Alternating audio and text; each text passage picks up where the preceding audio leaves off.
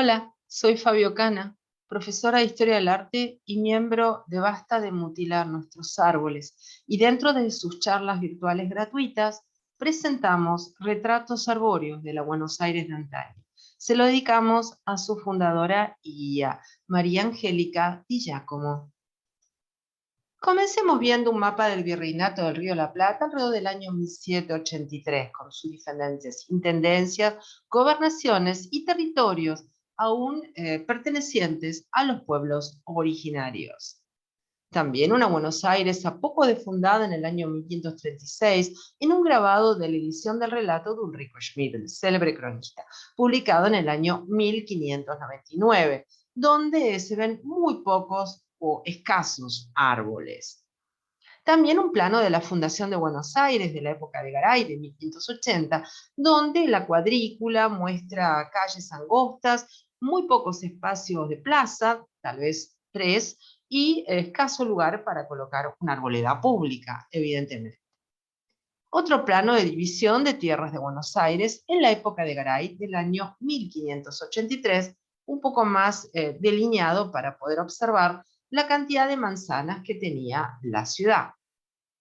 Y volviendo un poco a Ulrico Schmid, en su capítulo 11, en Ilustración de la Vera Historia, del año 1599, podemos ver una escena muy inquietante, porque es una escena de asedio de pueblos oriundos contra los invasores, bueno, una escena de mucho dinamismo, también hay escenas, vieron, con personajes que están colgados, ven ahí, desmembrados, y pocos árboles. Los árboles que se ven están con unos montecillos, ¿no? Dispersos, algún árbol en primer plano, para poder causar un efecto más de perspectiva, y por lo que se ve, los árboles que aparecen en la escena son de diferente especie. Otro plano de la ciudad de Buenos Aires con todas sus cuadras, iglesias y conventos. La fortaleza que al presente tiene con la parte de Río de la Plata que le corresponde y las cosas más particulares que hoy tiene delineado por José Bermúdez, sargento mayor de este presidio, ingeniero de esta provincia, por su majestad, año de 1713. Nos relatan desde la época. Hasta pueden llegar a ver que hay palabras que se escriben con letras diferentes actualmente. Provincia con B larga, y no es un horror ortográfico, es que así se escribía. Hoy sin H, por ejemplo. Pero bueno, es auténtico el relato. Interesante ver este plano, porque se ve la cuadrícula de la ciudad con todas las casitas rebatidas, y en la parte inferior izquierda un montecillo con árboles. Esta es muy interesante, es la primera vista conocida de Buenos Aires, pintadas en 1628 por un neerlandés, Johannes Vinckens.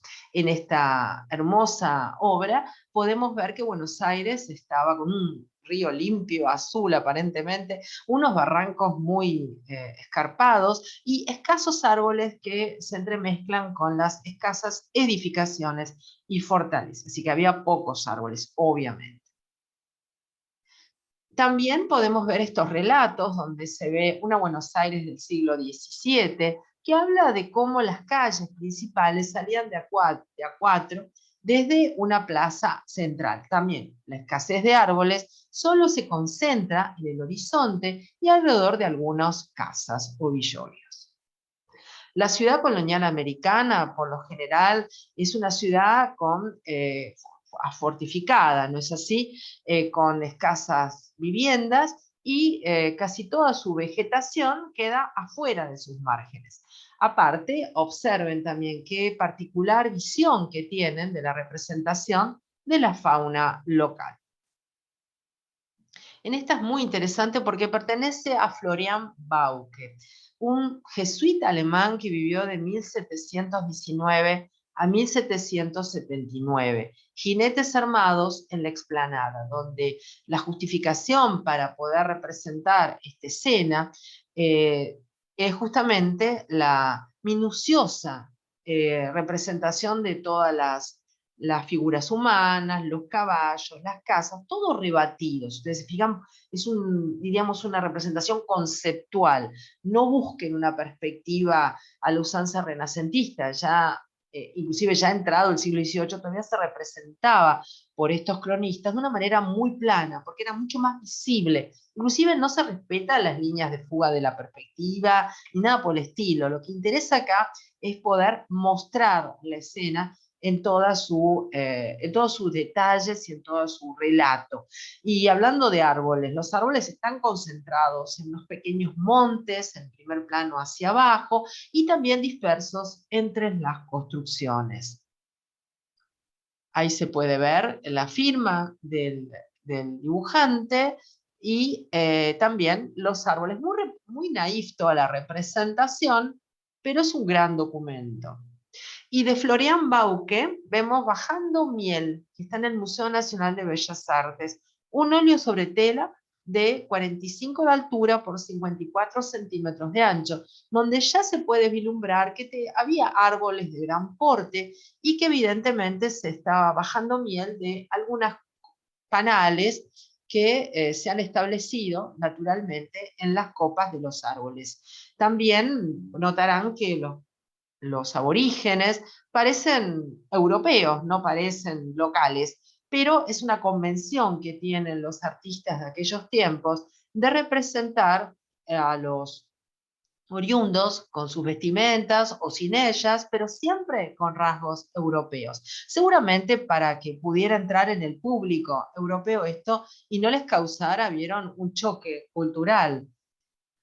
Es muy pintoresco. Continuando con estos, diríamos, pueblos originarios a la europea en su representación, se ve una escena muy interesante. De las copas de un árbol frondoso se lanzan al juego y a la natación en la costa del río. Siempre de Florian Bauke. También tenemos estos árboles representados con sus frutos, sus flores, sus colores y un texto que los va identificando. Otra vista de Buenos Aires del año 1790, un grabado del libro del viaje por la América Meridional de Félix de Azara. Ahí lo vemos a Félix, que vivió del año 1742 a 1821. Fue un militar, ingeniero, explorador, cartógrafo, antropólogo y naturalista español. Era hermano del diplomático José Nicolás de Azara.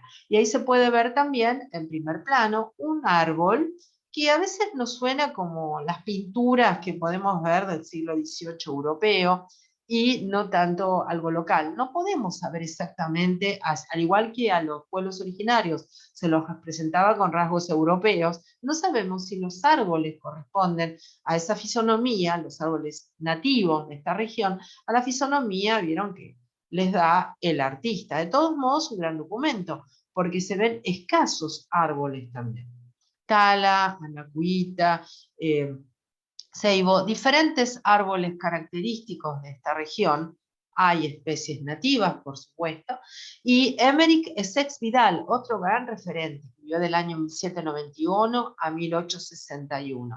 Este marino y pintor costumbrista inglés visitó el Río de la Plata en 2 ocasiones, del año 1816 a 1829, y le llamaron la atención mucho las costumbres, sus habitantes, y los plasmó en unos excelentes relatos gráficos que nos dan un buen ejemplo de, a través de 24 acuarelas del año 1820, cómo era la pintoresca Buenos Aires de antaño, incluido también su vegetación y arboleda, si es que la tenía.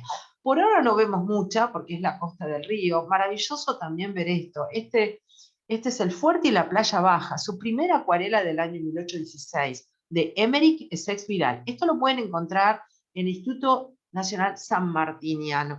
Y se puede ver que la costa era extensa, limpia seguramente, mucho más que ahora, obviamente, a pesar de las lavanderas que vemos ahí en la parte baja a la derecha, que ya empezarían a contaminar el río con su oficio.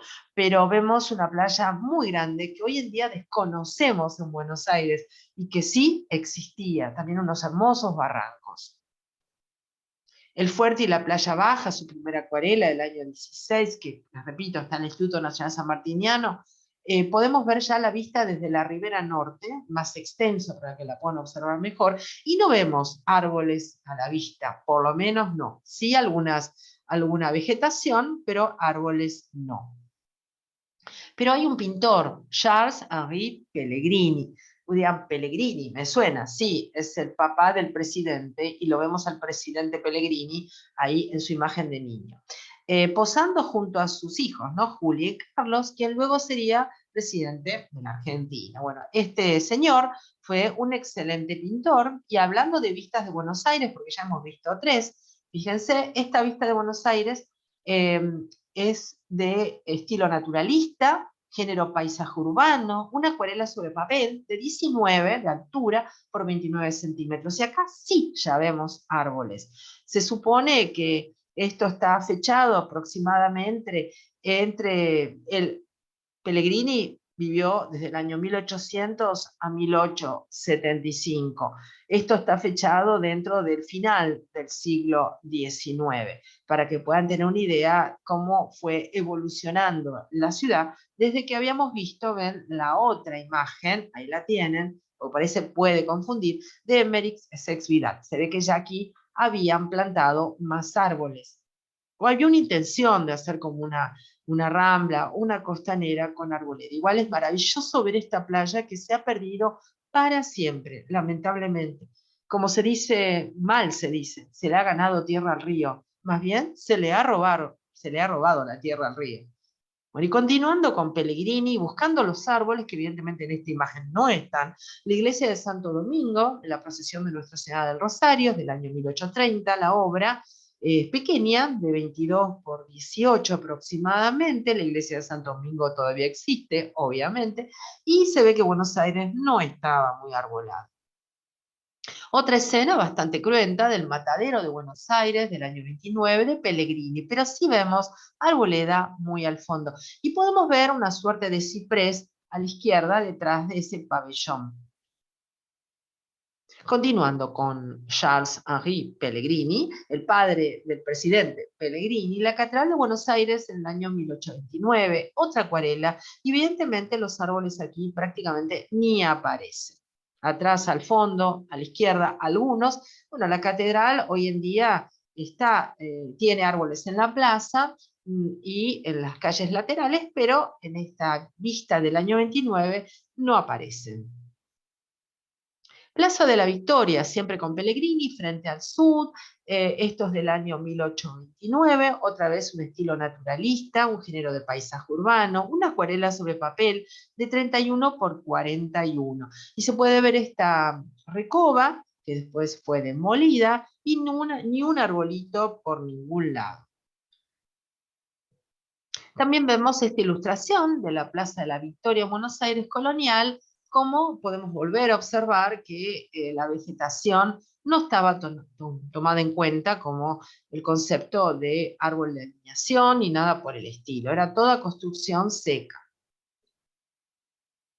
Pero esto es muy curioso, miren, de César Hipólito Bacle, que nació en el año 1794 y falleció en 1838, era un litógrafo suizo que trabajó en Buenos Aires los últimos 10 años de su vida publicando numerosas obras y periódicos ilustrados, vinculado a los enemigos políticos de Juan Manuel de Rosas y gobiernos extranjeros enfrentados a la Confederación Argentina.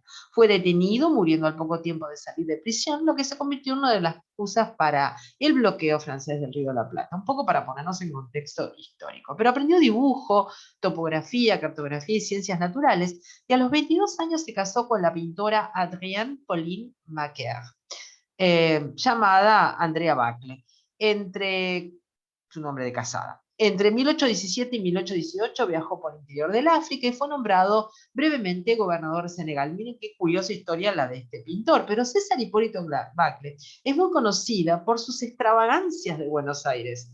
Esta extravagancia del año 1854, vemos peinetones en el paseo.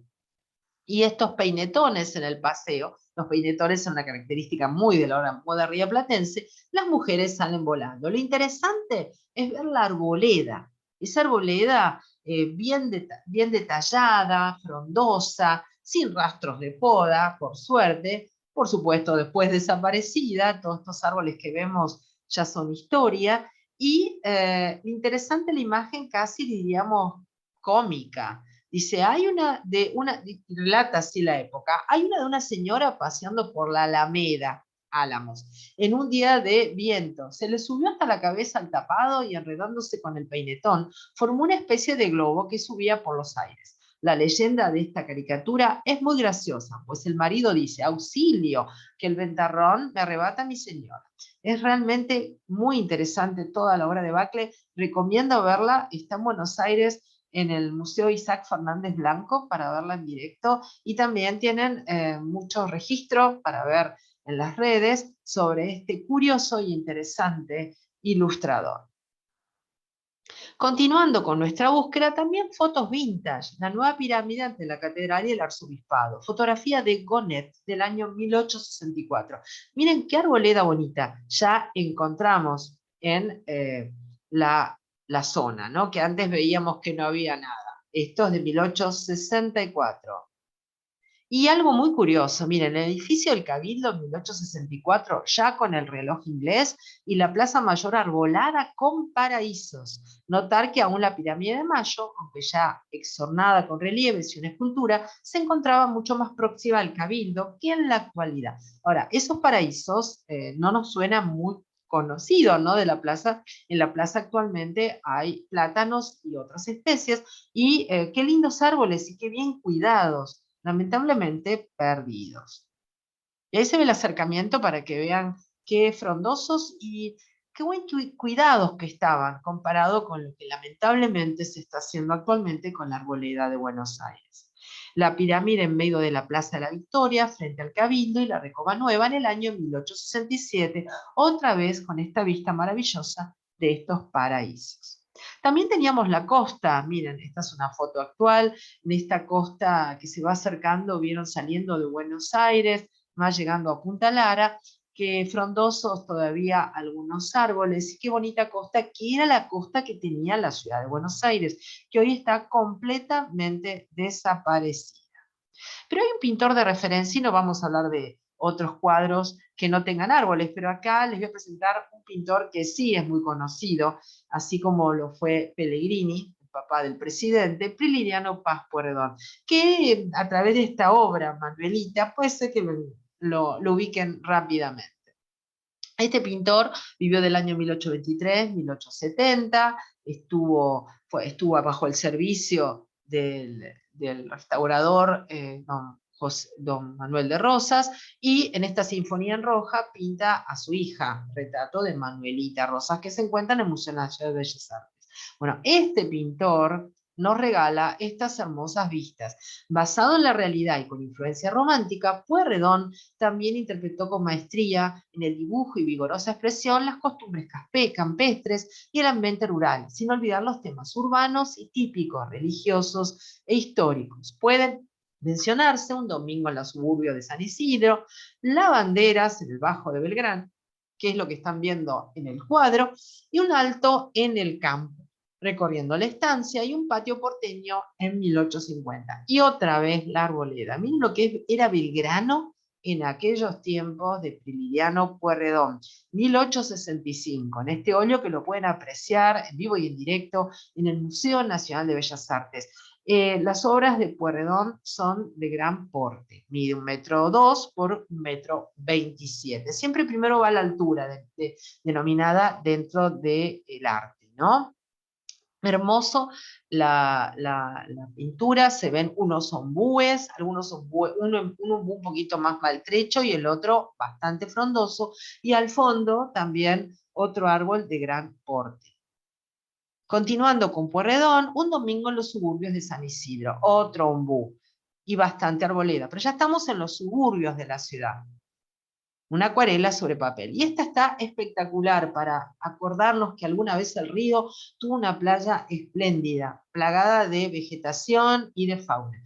Costa del Río de la Plata, del siglo XIX, toda esta obra pertenece al arte del siglo XIX, 18 por 30, es pequeña, un óleo sobre chapa, técnica y soporte, un día tormentoso, ven cómo se están abriendo las nubes y cómo hace que esa oscuridad del cielo resalte la copa del árbol de la izquierda. En cambio, el sauce se encuentra más en penumbra. Bueno, talas, sauces, anacuitas, y demás especies nativas que seguramente pudo apreciar Pueyrredón en aquellos tiempos. Y los bosques de Palermo, miren, los bosques de Palermo, pero también de Pueyrredón, muy frondosos, diferente inclusive a lo que vemos hoy en día, a pesar de la frondosidad que tienen los bosques. Aún una acuarela sobre papel, parece una selva directamente. Y este es precioso también para ver el paisaje de la costa del Río de la Plata, no lo que estamos acostumbrados a ver ahora. Paisaje de la costa, pone el título, otro ombú. Fangoso, pero limpio el río. Y el patio de Porteño, 1850, y podemos apreciar que tenía arboleda. Miren, ahí se puede ver arboleda asomando por el tapial de esta sencilla construcción, o modesta construcción, de un patio porteño. Al margen de su actividad pictórica, Pueyrredón ejerció su profesión de ingeniero y arquitecto. En este aspecto fue llamado por las autoridades para asesorar y dirigir varias obras públicas que se realizaban en Buenos Aires, entre ellas la remodelación de la Pirámide de Mayo, la terminación de las obras de la catedral, los planos del puente de Barracas, el diseño de los parques de la estancia Pereira y La Ola, proyectó la casa de Miguel de Ascuénaga en Olivos, que es hoy la residencia presidencial o la famosa quinta presidencial que ocupan los presidentes. Fíjense, ahí vemos la imagen de la quinta, como era en su momento. Pueyrredón falleció en Buenos Aires en noviembre de 1870, a la edad de 47 años nada más. Esta imagen que estamos viendo es la quinta en el año 1898. Una foto, no es una pintura. Y ahí la vemos en la actualidad, con frondosa arboleda. Otra imagen de la Quinta de Olivos, donde residen los presidentes. Y la escuela Guillermo Rawson en San Telmo fue sede de la primera facultad de medicina en la calle Humberto Primo 343.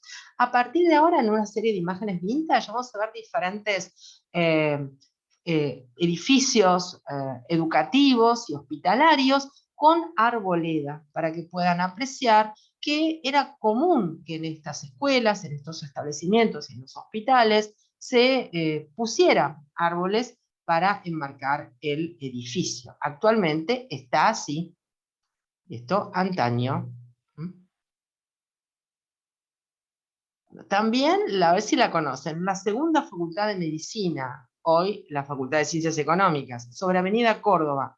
Y podemos ver que había muy poquitos arbolitos. Hoy tampoco hay muchos, lamentablemente con la poda salvaje ha quedado poco y nada de la zona. Pero ya vemos que había una intención de colocar unos pequeños árboles que después vaya a saber cuál ha sido su destino. Continuando, el Hospital de Buenos Aires, que ya no existe más, que fue el predecesor del Clínicas, ¿no? Y aquí podemos ver arboleda, también bastante alta, y unos arbolitos de alineación que recién empezaban a crecer en la vereda. Observen qué interesante, qué seguiditos están los árboles. Había una intención de arbolar realmente profusamente en la ciudad. Estamos en un retroceso absoluto ahora, miren. Ahí nos acercamos para ver uno al lado del otro, más allá de los árboles dentro del predio. Este es el Museo Etnográfico Ambrosetti, en Moreno 350. Es la primera sede de la Facultad de Derecho. Actualmente esto pertenece a la Facultad de Filosofía y Letras de la UBA. Es un museo precioso, yo suelo visitarlo mucho con mis alumnos.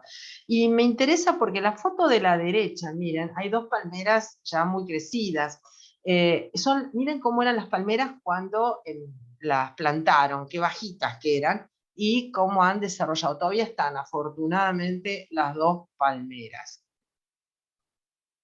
En cambio, miren la gran obra de Arturo Prinz en Avenida Las Heras Ascuénaga, primero sede de Derecho, actualmente de Ingeniería, el edificio gótico, ¿no? Tan conocido de la calle Las Heras. Esto es una foto del Archivo General de la Nación. Observen también los arbolitos recién plantados. En la zona hay todo planta, ¿no? Si hay una plaza, por supuesto. La facultad no tiene, el edificio actual no tiene árboles en la vereda, pero sí en los laterales también ha sufrido mucha tala a través de la práctica nefasta del gobierno con sus campañas de poda permanente, pero acá vemos también que hay bastantes arbolitos plantados con la intención de arbolar la zona. Por supuesto que no solían colocarlo delante de los edificios mucho para no taparlos, pero sí hay intención de alrededores.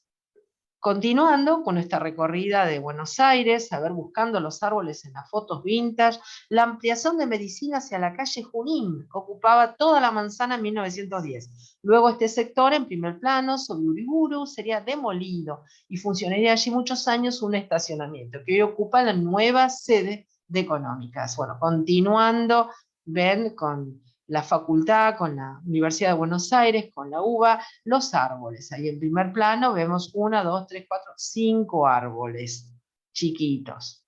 Y esta seguramente la deben conocer. Es el pabellón de anatomía de la Facultad de Agronomía y Ciencias Veterinarias en Agronomía de 1904, con los árboles creciendo. Bueno, actualmente tiene este aspecto todo el predio, es muy boscoso. Bueno, este es el Hospital Italiano de Buenos Aires, hospital de comunidad, su edificio originario, saben que este hospital ha crecido mucho en construcción, y es del año 1921 la foto. La seleccioné al margen de que hoy en día tiene unos paraísos bastante frondosos enfrente, con severas mutilaciones también. Observen los dos arbolitos que están en primer plano. Esta costumbre siempre del habitante de la ciudad de Buenos Aires de podarlo, especialmente a las especies caducas, ¿no? De hojas caducas, podarlos de manera bestial. Y ya vemos que esta costumbre venía de antaño. Igual no se equipara a lo que se hace hoy en día, por supuesto. Y continuando con el hospital italiano, este es el aspecto que tiene hoy en día. Afortunadamente tiene bastante arboleda dentro de este predio. Esto está en Almagro. Observen cómo se ve actualmente el edificio al fondo, ¿ven? Es el edificio que vemos en primer plano a la izquierda, y el otro es la inserción actual. Igual tiene una serie de árboles fresnos, más que nada en la vereda. También tiene jardines internos muy bonitos en el hospital italiano. Ahí se ve, estos son los dos paraísos grandes que todavía quedan, con marcas de poda bastante pronunciadas, pero firmes ahí en la entrada más antigua, que hoy están también remodelando. Bueno, pero esta foto es increíble. Miren, es la avenida Carabobo y Rivadavia en el año 1941, mirando hacia el sur. Años después, las manos de las calles serían invertidas y se puede ver el colectivo 32, hoy es el 132. Miren qué arboleda espectacular con el bulevar. ¿Quieren ver cómo está esto ahora? Por supuesto, se conservan algunos árboles, plátanos, pero los del medio desaparecieron por completo por la ampliación en una avenida. Miren, la comparación, da ganas de llorar. Igual se conservan árboles, pero había otro concepto del arbolado. ¿Qué pasó con con los vecinos, vecinas de la ciudad de Buenos Aires que reclaman tanta poda?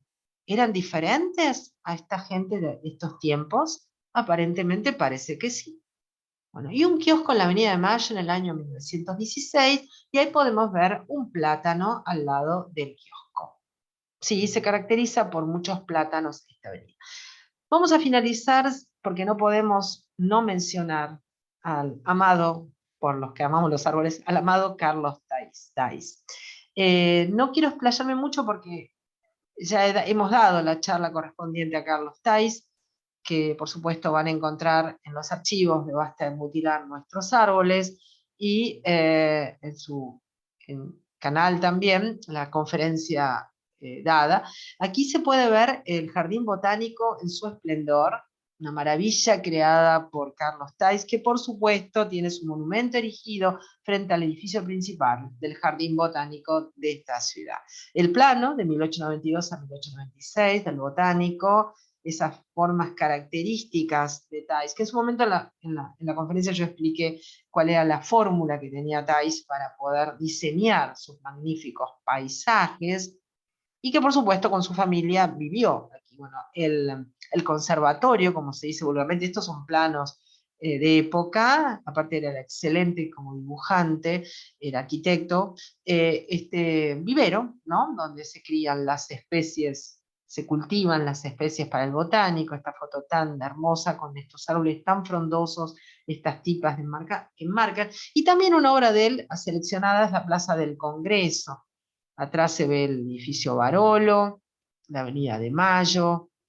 Y el proyecto de la Plaza del Congreso incluía, vieron, la Plaza Lorea también, un petitorio firmado por los vecinos que pedía que no se mutilara la plaza, ¿vieron? Qué diferente era la intención que tenía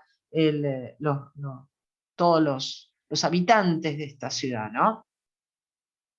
La Plaza del Congreso, vista desde el Palacio Barolo, actualmente, igual Buenos Aires siempre, eh, a los ojos de los extranjeros, se les aparece muy arbolada.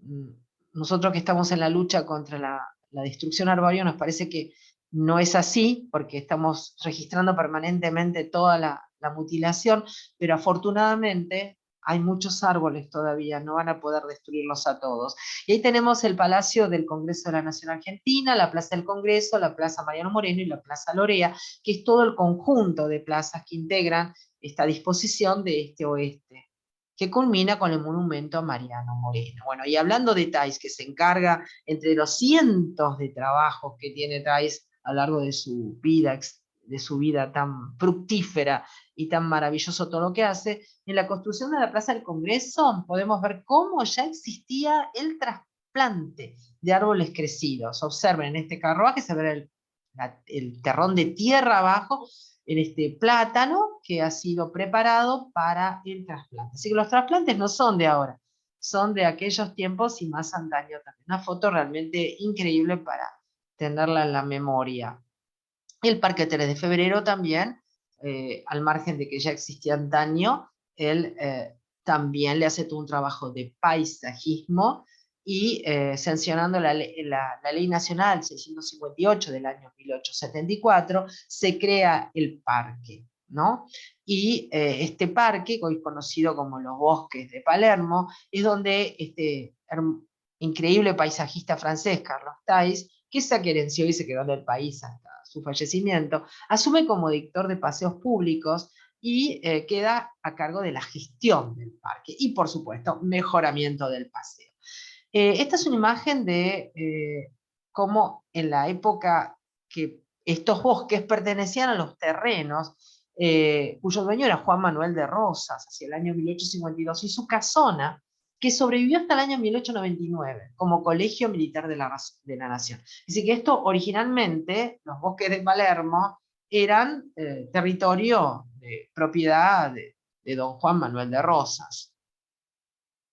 Ahí se ve el óleo de Carlos Sívori, del año 1850, que ilustra el caserón de Rosas con su estanque artificial y la arboleda.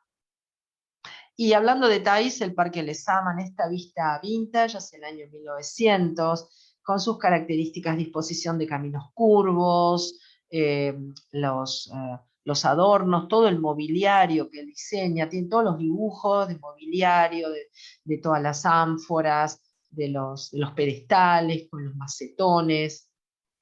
Otra más, una tarjeta postal del Camino con Estatuas, diseñado por Carlos Thais en el porteño Parque Lezama. Como siempre, vieron arboleda increíblemente alta, favorito de Thais, la tipo Anatipu. Y para ser feliz es preferible vivir en una cabaña dentro de un bosque que en un palacio sin jardín. Nos deja esta frase Carlos Thais. Bueno, ahí vivió con su familia. Ahí se ven los hijos de Thais en los jardines del botánico donde vivían, que ya estaba bastante crecido todo, y una imagen familiar, una familia muy feliz tuvo Carlos Thais y descendientes con su apellido. Y esta foto es increíble, y la inhumación de los restos de Carlos Thais, que fue acompañado por una multitud agradecida por haber plantado tantos árboles y hecho tantas plazas. Vuelvo a recalcar qué diferencia tenemos hoy en día, que la multitud pide desesperadamente poda los teléfonos de la ciudad, a la línea de la ciudad constantemente le está pidiendo poda, y estos vecinos, todo lo contrario, le agradecían el haber plantado los árboles. Esto es un homenaje tributado del vecindario de Parque Chacabuco con motivo de su acertada y eficaz labor como director de parques y paseos en abril del año 32 al ingeniero Carlos Thais.